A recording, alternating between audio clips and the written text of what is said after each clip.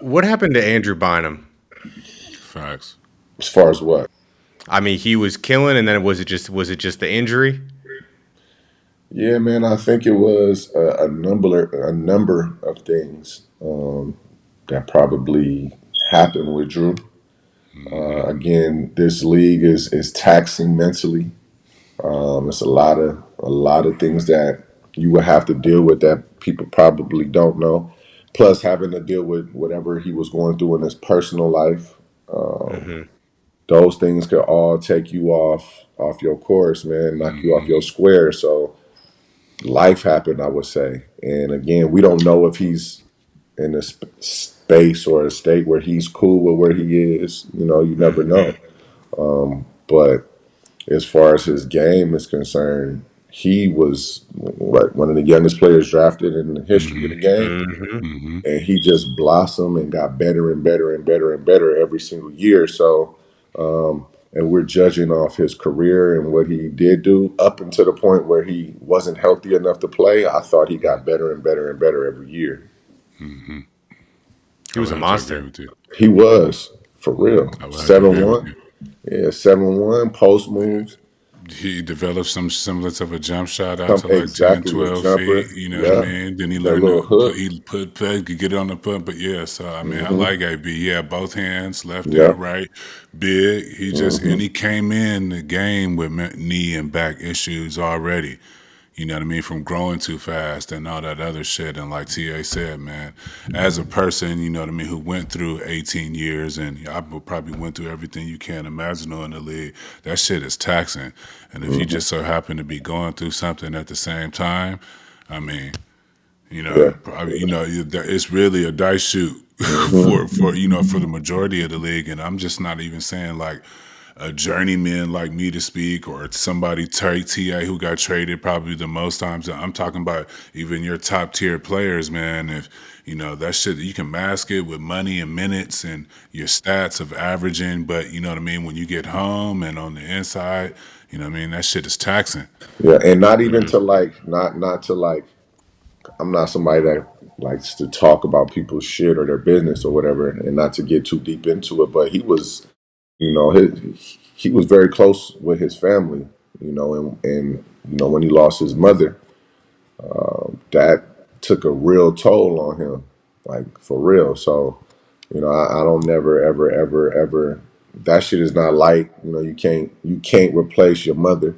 You only get one of them. So, knowing what his mom meant to him and to what his family means to him, I'm sure that had a lot to do with how we don't really hear much about him right now.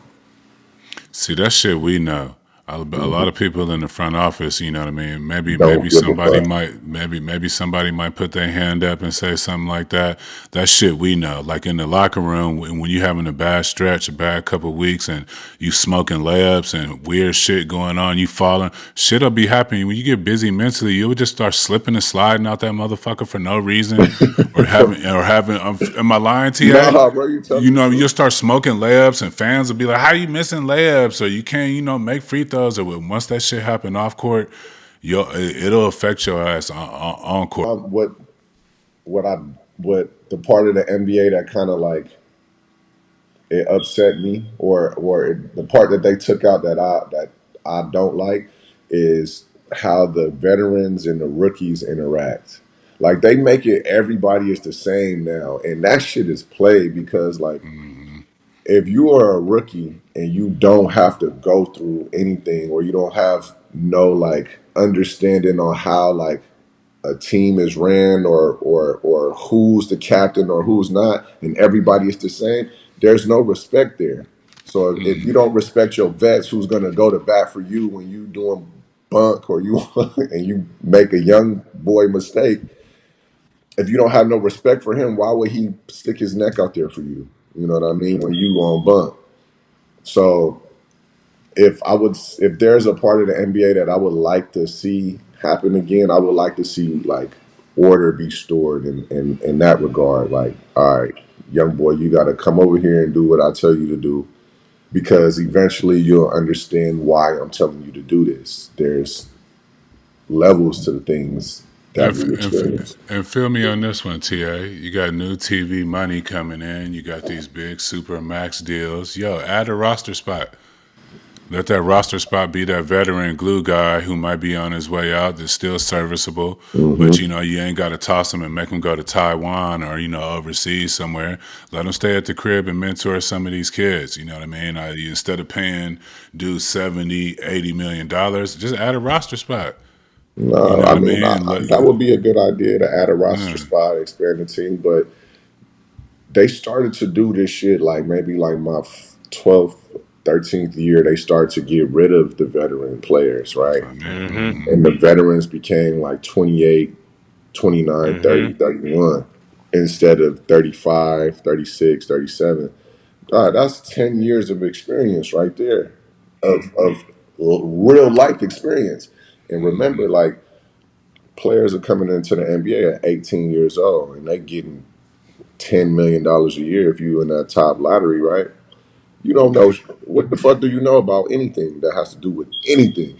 well, that's what I Was it mean. the That's how they squeeze the vets. That's how they squeeze the vets because they took away. Remember, you can only carry 12 or Hmm. whatever. was it the G League that impacted that? Because there's like two-way guys now that don't play in the NBA at all and go back and forth with the G League, and those are the guys that might be taking the spots from the 38-year-old Kirk That's what I Thomas mean. vet. Well, the front office quantified it as why would I give a 36-year-old veteran, pay him X amount of dollars, you know what I mean? And I need a youthful guy that I might be able to use or yada, yada, yada. Because after you hit 30, depending on where you are, they hit you with all type of shit as to why you can't play. For real. Or why they're not going to give you your, your max money and all that Yeah. other shit. After a certain age, they can't. It's a number on the amount of years that they could give you in the CBA. Mm. So See?